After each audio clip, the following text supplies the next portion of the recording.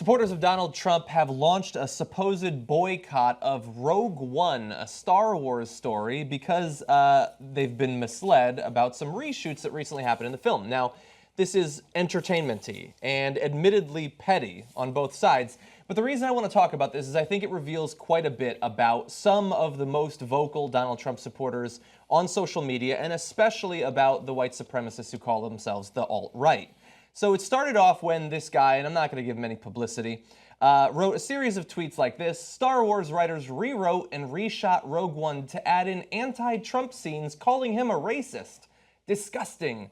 Hashtag dump Star Wars, which has been retweeted more than 100,000 times at this point, maybe 150,000 at this point. And he did some, this guy has like a tiny little following, but right-wingers love to get mad about any criticism against them in popular culture, and so this spread. And he did a number of tweets and a number of live streams about this. Now, they don't seem to care whether it's true or not, but in case you care, no, they didn't reshoot it for that reason. One of the writers, Chris Waits, says completely fake in response to a question that was sent to him. They conducted the reshoots because under testing, the movie was shown to not be good enough, and so they did extra scenes. They didn't put Donald Trump literally in the movie so that they could criticize him. It seems like that should be obvious. And what they're pissed off about, apparently, is that it's attacking Trump. It's labeling white supremacy as a bad thing. They were really mad that that guy, Chris Waits, and a number of other executives for the movie, after the election of Donald Trump, had put up one of the Star Wars symbols with a safety pin through it to show that they are allies. And they seem shocked at the concept that Star Wars has always, at its core, been about the rebellion against fascist dictatorships. And that the Empire, for 40 years now, was a white supremacist organization dominated purely by males and humans, xenophobic against people of other races, especially aliens, and women. That's why you don't see them on the ships. And so the guy who started this says, spent most of my life a Star Wars fan. Then I woke up. I don't think you were a Star Wars fan, or if you were, you did not look at it with even a 1% of a critical eye. That movie and many movies have always been against you because your ideology is repellent. And Hollywood movies are made by talented, intelligent people who come from diverse backgrounds and are interested in art. All things that you and your ideology are not. So why are you continually surprised when the movies don't cater to you in your little cave? So I take him at his word. He was a Star Wars fan, and then he woke up. In other words, he was sleeping through the whole series, so that's why he didn't understand what the hell was going on. Here's a guy rooting for the Empire. The Empire. He's literally rooting for the Empire. And he's like, oh my God, I just realized the Death Star gets blown up at the end. Sorry, spoiler alert. Okay, That is a terrorist attack against government property. That is what God damn you, Luke Skywalker. You know That's he what the killed Empire would millions call of it. people on that? Those So are terrorists. The Rebel Alliance is what the Empire would call terrorists, okay? So now, look, they didn't reshoot it with, there's no Sith Trump in there. Okay, go see the movie. If there's a Sith Trump, then okay, then we're wrong. They didn't rebuild the Empire so that it has towers, like Trump Tower, right? So there's He's a gold lightsaber. Darth Vader is not on the next Celebrity Apprentice.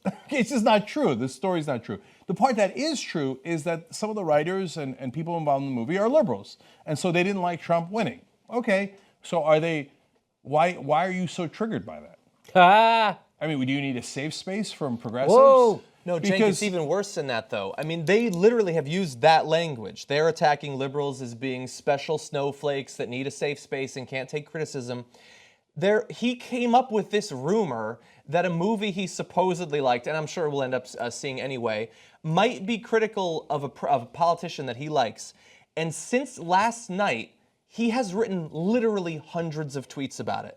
Talk about triggered. His entire reality has crashed down around him because a movie, theoretically, might be critical of a politician he agrees with.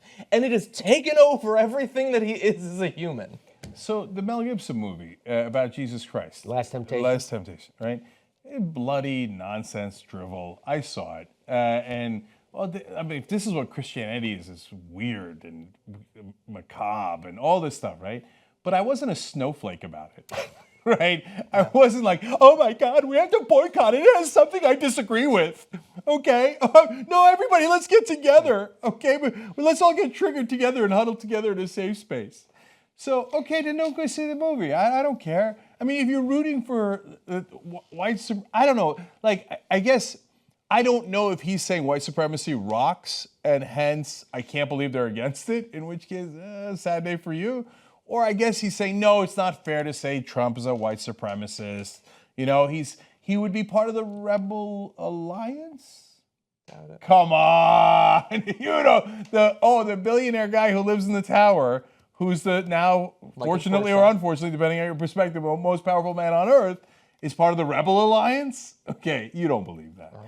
So, but finally, it's, John, I have a slightly different take than you on why the movies are what they are. So you say liberal people that are creative and interesting and yada, yada, and that's true, but I think the most important thing in the world for Hollywood is, does it sell tickets?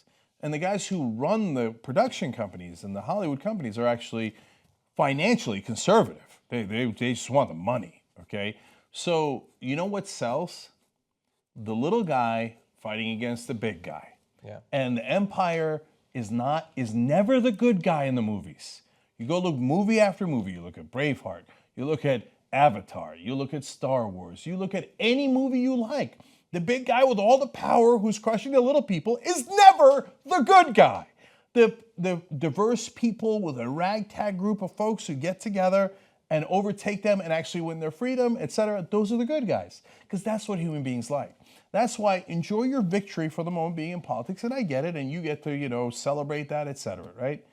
It's going to be short-lived because people at their heart and at their root don't root for the empire.